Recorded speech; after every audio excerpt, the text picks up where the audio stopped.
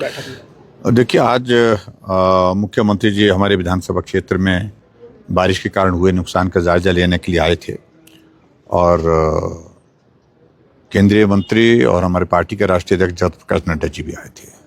दोनों ने जायजा लिया है।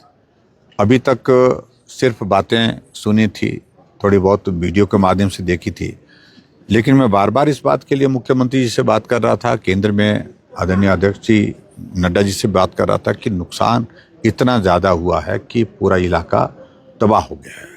हम 30 वर्ष पीछे चले गए, एक तरह के इस तरह की क्षति हुई है। और आज उन्होंने स्वयं आकर के देखा मुख्यमंत्री जी ने कि निश्चित रूप से इसमें नुकसान हुआ है और इस नुकसान की भरपाई करना इतना आसान नहीं, कठिन काम है, मुश्किल काम है। आदरणीय नड्डा जी ने भी इस बात को अनुभव किया कि बहुत ज़्यादा नुकसान हुआ है, इस नुकसान की भरपाई करने के लिए वक्त लगेगा और उन्हें इस बात के लिए आश्वासन दिया कि केंद्र के समक्ष जो भी प्रस्ताव आपके इस सारे नुकसान की भरपाई के लिए प्रस्तुत करेंगे स्टेट गवर्नमेंट के माध्यम से, हम उसमें पूरा सपोर्ट करेंगे, पूरा उसके लिए जो है मदद करेंगे।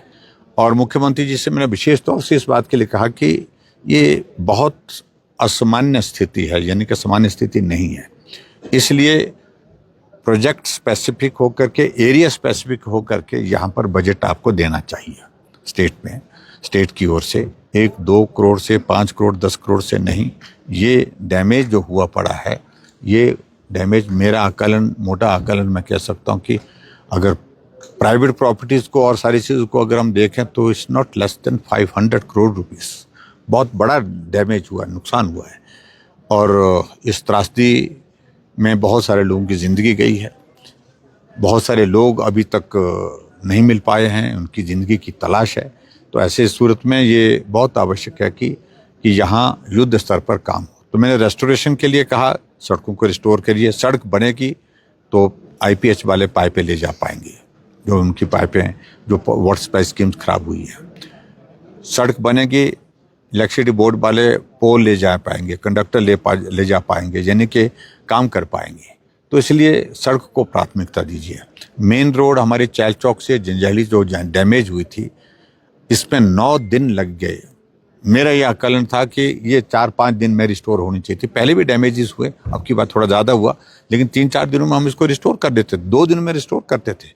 मल्टीपल जगह से हम मशीनें लगाते रहे हैं पहले क्योंकि PWD department as chief minister मेरे पास 5 साल तक रहा, तो हमने ऐसा किया भी है। लेकिन फिर भी उसके बावजूद मुख्यमंत्री जी यहाँ जिक्र कर रहे थे कि इतनी JCB, मुझे लगता है कि JCB की गिनती करने में नहीं जाना चाहिए, हमको काम करना चाहिए, काम का लाभ लोगों को मिलना चाहिए, लोगों को सुविधा मिलनी चाहिए। बहुत सारे लोग घर छोड़ करके परिवार के साथ जो है शेल्टर होम में ठहरे हैं, बहुत सारे लोग रिश्तेदारों के पास ठहरे हैं। हमने क्या उनके लिए उचित व्यवस्था करिए, एक पॉलिसी फ्रेम करिए, क्योंकि इस तरह के डैमेजेस बहुत कम हुए हैं पहले, आज से पहले। तो इसके लिए शेल्टर होम के लिए जगह तलाशिए ताकि प्रीफैब स्ट्रक्चर के साथ उनको वहाँ पर कमरा दिया जाए और कम्युनिटी किचन की व्यवस्था की जाए, कम्युनिटी टॉयलेट की व्यवस्था की जाए, ताकि वो लोग सर्दी का मौसम थोड़ा आराम से काट सके, अन्यथा सर्दी के मौसम में बहुत बड़ी परेशानी लोगों को होगी। वाटर सप्लाई स्कीम्स को रिस्टोर करने के लिए अभी तो पानी बारिश के कारण कहीं से भी मिल रहा है।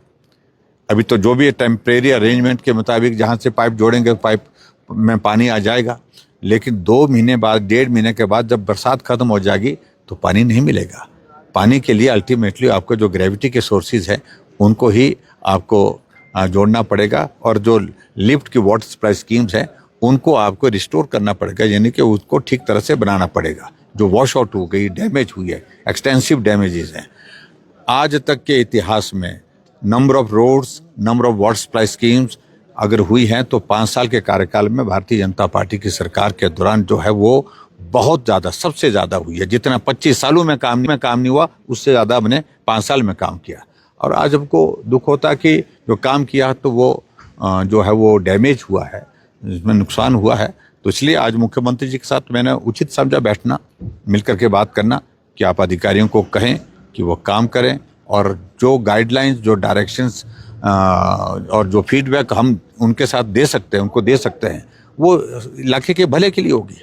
हम उनको सलाह देंगे, हम बात करेंगे उनसे, लेकिन हमने उनसे कहा कि स्टेट की ओर से बजट 1-2 करोड़ 5 करोड़ से नहीं, आपके उसके यहाँ के लिए अलग से पैकेज तय करना चाहिए ताकि यहाँ पर मदद हो सके। ज़्यादा पैसा दीजिए, कहीं से भी करिए, लेकिन करिए।